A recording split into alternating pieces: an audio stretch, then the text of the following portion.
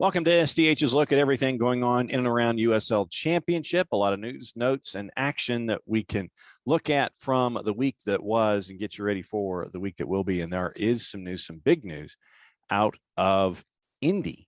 And an addition to their side, very, very solid addition to their side as they were looking for firepower.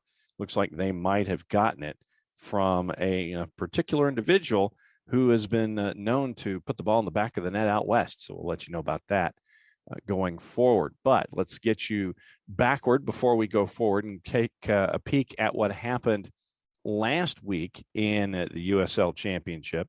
What we will do first is take a look at all of the matches in the past week, and we will let you get your ins and outs and to get caught up on who's up, who is down, and who has some work to do here, as some folks have already hit their sixth match of the season, and some not quite as far along as others, but it will be interesting to see how things continue to develop in USL Championship. So let's go back in the last week and to get you covered up.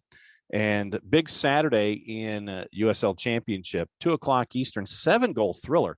And you're looking and you're trying to sit there and go, okay, which matchup am I going to have for my Eastern match of the week? Well, it's this one right out of the blocks. It's FC Tulsa and Pittsburgh. Pittsburgh ends up getting the Duke, but it would take a while and it would take a lot of goals. Here are the highlights from our Eastern Conference match of the week, FC Tulsa and the Pittsburgh Riverhounds, courtesy of the USL Championship, ESPN Plus, and YouTube. No one to put on the injury report, which for Coach Lilly, of course, is wonderful to pick from a whole squad. It's FC Tulsa then who get us underway, playing from right to left on the screens in all black today. Church has just lost possession to Griffin here in the centre part of the field. Here's Dixon. Dixon now could try one, but goes out wide to Forbes. Forbes low into the box, and that's an early goal for the away side. The ball was played in from Forbes. It's a wonderful assist for him. And it's Albert Digua who gets the goal from inside the 6-yard box. Dixon in field here to Jelani Peters, the Trinidad and Tobago international.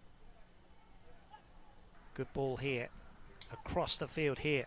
Here's Dixon again inside the box. Shoots, scores. And that is 2. And we've only played 13 minutes.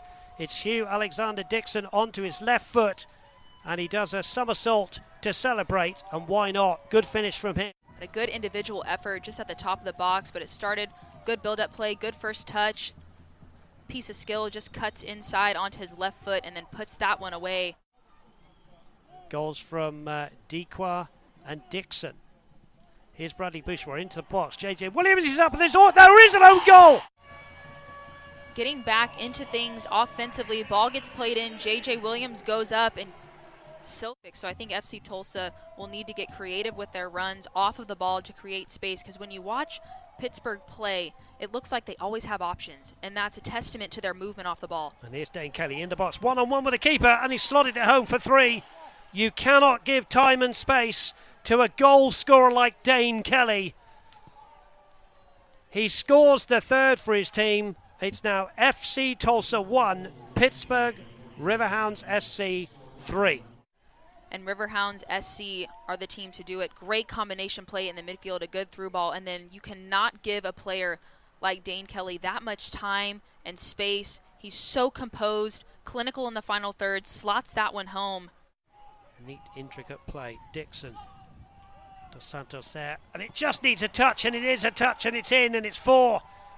I don't know how that ball makes it all the way through without a touch from a defender, but Dos Santos, pace, that ball through across the face of goal. And where do FC Tulsa go from here out of there? Just trying to get something out of this game, aren't they? Yeah, Rodrigo da Costa here on this left side trying to maybe be that spark. A good run in from Brown. And there's a chance and a goal. They have got something from this. FC Tulsa get their 2nd of the afternoon, and with 10 minutes to go, it's game on. And it's Machuca who gets the goal. at the replay, FC Tulsa, it started with good play from DaCosta on that left side. Brian Brown showing some strength, bringing that ball back. Here's Rodriguez. Still again, not a lot of room to play. And here's Eric Bird. Back here to Rodriguez again. His ball over the top. Looking for DaCosta. He's in here. DaCosta! It's a third for FC Tulsa. We have got a grandstand finish. What a ball over the top. And DaCosta has been quiet all afternoon. Gets his goal. FC Tulsa's third. It's FC Tulsa 3, Pittsburgh Riverhounds SC 4. The caliber of player that Rodrigo DaCosta is. What an unbelievable ball over the top from Ronald Rodriguez. And he now will kick the ball down the field, and the referee brings this exciting game to an end. And the Hounds have just about done it by 4-3. Anna Beffa, your summing up of that thrilling game. Piece of business out of that match. Canardo Forbes got his 200th match in USL Championship. He's the second player actually to get to 200 this year in USL Championship. Paolo Del Piccolo already cleared that number for his time with Lou City this season. But Canardo Forbes, you can now add him to the those who have played 200 matches in USL Championship, and he is top. He's the top in 5 separate offensive categories with his time in USL Championship. So congrats to Canardo Forbes for making match number 200, and it was in a 4-3 win over FC Tulsa. So you ask John, okay, John, what's your Western Conference match of the week? Well, it's Vegas Lights and the Colorado Springs Switchbacks. That was 5 o'clock on Saturday afternoon, a 5-goal thriller there with the Switchbacks as your favorites. Here's your highlights once again, courtesy of the USL Championship, ESPN Plus, and YouTube. Lights FC is in black, Switchbacks FC is in white, and we're underway from Cashman Fields. Matt Peterson with former pro Olivier Finidori. Sandy clips it in, appeals for a handball as Traore took it down with the chest. There's another cross, and there's an opening goal. From the cross, gets ahead of his... And he's dispossessed. Again, Tristan Hodge. He's had a fine day at the left back position for Colorado Springs. Now it's on. Galena. Galena's in. Foot save from Romero. Huge save from the Las Vegas goalkeeper. Pushing forward, but that's Galena tracking back. Great team defending from Colorado Springs. If not, Jennings might have had a way through there. Yeah, but again, you, as you can see, then he's never in a one-on-one situation, so it's 1 against 4. Here's Jennings. Crossing, it's an own goal, and Vegas have tied it up. His cross intended for Torres. It goes in off Matthew Mahoney. Find him one-on-one, and he makes it happen here. Great delivery and puts it in the danger zone. Good cross for Barry, who missed the target. It's been a tough second half for Barry. He had the chance for the assist to Amo. Overpassed it, then he had a good look himself. That was his second good chance. Here comes Las Vegas. Cal Jennings, 4-on-3. Jennings pulls it back. What a cut from Jennings! He scored! What a fantastic goal. Spectacular from Cal Jennings. He faked me out from right here. It's just 2 great cuts, and just what a cool finish. Right in front of the head coach, Brendan Burke. Long throw in from King. Barry centers it. Nice touch. It's on. Into the roof of the net. Zach Zandy. That was spectacular. And it's 2-2. First professional goal for Zach Zandy. Last year for Zach Zandy. Well, you get to see the finish here, but the build-up is really what... Good work again from Zandy. Galena. Central. Low strike, another goal! Colorado Springs Switchbacks FC have the lead away from home. It's Cam Lindley. Set himself well. Romero doesn't see the ball till late. Yeah, it's way too late. Doesn't give him a chance to react. Lara, dangerous header right to the circle, picked up by Galena. Oh, that's a great ball through. Galena's in. Galena over the bar. Spectacular pass, good bursting run from Michi Galena. Christopher Jaime with space. I would like to see them try to find Trejo. There's the full-time whistle. Colorado Springs remains perfect in the USL Championship in 2022. Rest of the action last week in the USL Championship, the Miami FC gets a big win against Tampa Bay Rowdies, 1-0 as a plus 430 underdog. Detroit City had 4 on the board against Atlanta United 2, 3 of them in the first half, scored a 4th in the second. So 4-0, big road win for Le Rouge at Atlanta United 2. Indy 11, a 2-1 win over RGV in Harlingen, Texas, in an East-West crossover. El Paso put 5 on the board against Monterey Bay at Southwest University Park. So a big win for Locomotive going up against one of the new teams in USL Championship. Another East-West crossover, San Diego Loyal at a minus 250, got a 4-1 win against the Charleston Battery. Orange County SC and San Antonio FC. San Antonio as a road dog at a plus 224 in the composite, courtesy of our friends at Odds Portal.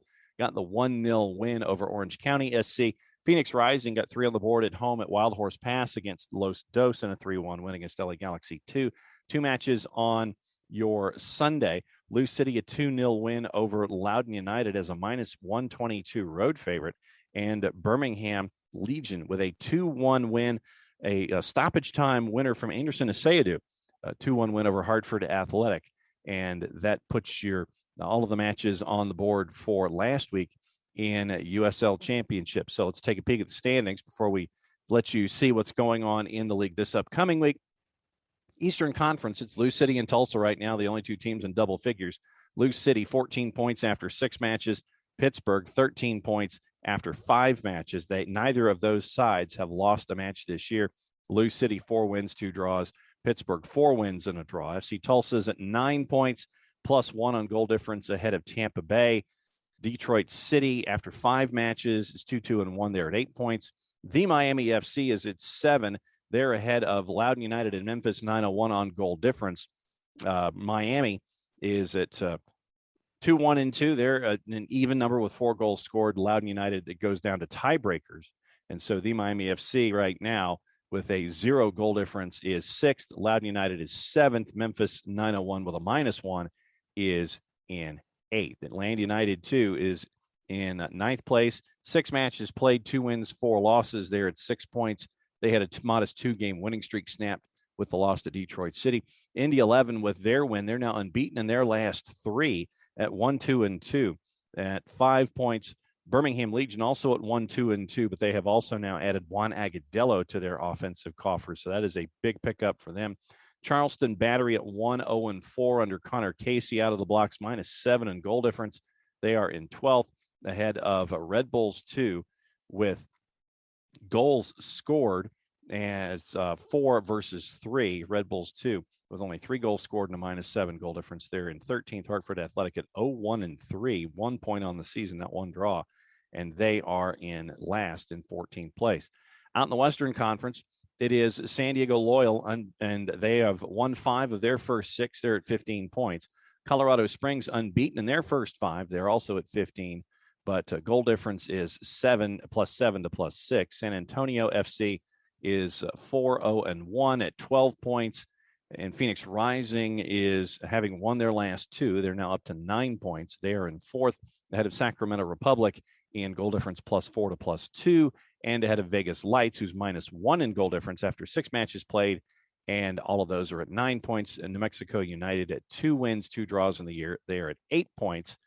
Now, Orange County SC, they are at 4 points, so there's a big gap between 7 and 8 through 13 in the West. So Orange County SC is at 4 points, -1 in goal difference. Los Dos is -3 in goal difference in 5 matches played.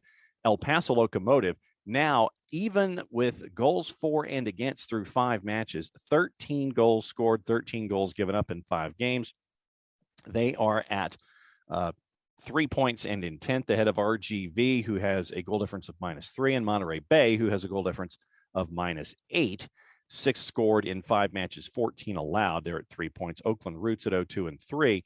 They've drawn their last 2 to get 2 points on the board, but they are last in the West at 13 points. And your next matches to get you prepped for the week in USL Championship. You know, we can start discussing with Atlanta United 2. Atlanta United 2 will not have Darwin Mateus in their lineup as they head to the mic to take on Indy 11 after the red card. Nigel Prince also not available for the Jack Collison and Atlanta United 2 as they get ready for their matchup against Indy 11. This week on Wednesday, you've got a couple of matches at AutoZone at 8 o'clock Eastern, Memphis 901 hosting FC Tulsa, at Laney Football Stadium at 10 Eastern, Oakland Roots hosting San Diego Loyal. Friday night, you've got two matches, La Rouge hosting Birmingham Legion at 7, and at Montclair State, you've got Red Bulls 2 hosting RGV and an East-West crossover.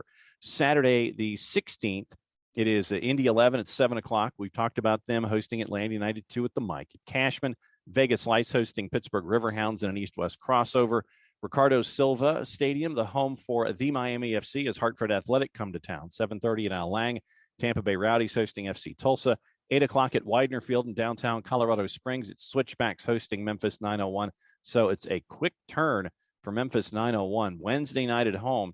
Day of Regen on Thursday, probably flying out Thursday, if not Friday, for a matchup on Saturday night in Colorado Springs against the Switchbacks. 8:30 at Toyota Field, San Antonio FC hosting El Paso Locomotive. Another quick turn for Oakland Roots, but at least they're at home playing Wednesday night. And then they turn around and play on Saturday night as Loudoun United comes to town. Orange County SC at Championship Soccer Stadium hosting Sacramento Republic. Torero Stadium, Loyal, and Lou City. That's going to be one of the matchups of the week right there. Los Dos hosting Monterey Bay at Dignity Health Sports Park, and at Wild Horse Pass at 10:30, Phoenix Rising, and at New Mexico United. So that is your look at what is happening schedule-wise. Let's get you through what's going on news-wise. And we had teased a little earlier some firepower heading to Indy. And Solomon Asante, the former Golden Boot and Assist champ, he is heading to the Boys in Blue. Two-time USL champ MVP announced by Indy 11 as their newest signing. Three-time championship all-league selection, two-time Western Conference title winner. Big boost to their scoring core. Quoting Asante, the championship's always been a great place to play for me. The challenge never ends, and that's why I chose this great club in Indy 11 for a new challenge in my career with Coach Mark Lowry's remarkable experience. I believe together with my teammates, history will be made. Look forward to meeting the great fans in Indianapolis, especially gaining the support of the Brickyard Battalion. 4-year stretch with Phoenix Rising FC, where he garnered those 3 All-USL Championship first-team nods from 2018 to 2020, and 5'2" tall, most productive player in the championship run during his time in Phoenix. 54 goals, 42 assists in 113 games. So that is some big news for Indy to help them with their firepower. Championship fans' choice for goal of the week in week 5. And remember, you have until Thursday, the 14th at noon to vote. It's either Diego Luna from El Paso, Kyle Vossel from San Diego Loyal, Brian Ownby from Lou City, Antoine Openo in Detroit City's match against Atlanta United 2, or Anderson Asayadu, and his stoppage time winner for Birmingham Legion, quoting the league, ghosted at the far post to head to Enzo Martinez corner on the left to earn his side the first win of the season. So you have until the 14th at noon to vote for your goal of the week. Also have until the 14th at noon for save of the week as well. Your power rankings for week 5. Not a lot of change at the top. Colorado Springs, Lou City, San Diego, 1, 2, and 3. Pittsburgh is 4, up 1. Sacramento is 5, up 1. Phoenix Rising is 6, up 4. New Mexico United stays at 7. San Antonio FC up 3 to 8. The Miami FC up 6 to 9. Detroit City up 2 to number 10. Other Eastern Conference teams: FC Tulsa down 2 to 11. Tampa Bay down 8 to number 12. Legion up 3 to number 14. Memphis down 1 to 15. Indy 11 up 3 to 18. Loud United down 3 to 19. Atlanta United 2 with their loss down 4 to 22. Hartford down to 24, down a spot. Charleston Battery and Red Bulls 2 at 26 and at 27. So that's your power rankings for the USL Championship after this week. Nico Brett earns the Championship Goal of the Month award. You can go to uslchampionship.com and see his effort that garnered him that award. Nathan Steinwasser grabbed the Championship Save of the Month award. And once again, you can go to uslchampionship.com and catch up all the news there as well. If you're close to one of the matches this upcoming week, go visit some of the great talent that is here in the U.S. in the USL Championship. If you can't and you're in the market, listen on your local provider. If you still can't and you're out of market, and catch up on ESPN Plus or catch up on local providers as well, so you can find out what is going on in USL Championship all season long. That is game of the week in the East, game of the week in the West, all the news and notes and everything else that's going on. Remember, you've got until Thursday to vote for goal of the week and save of the week. For everybody here at SDH, that is the SDH look at the USL Championship. I'm just John. Play it safe, everybody. Enjoy the game.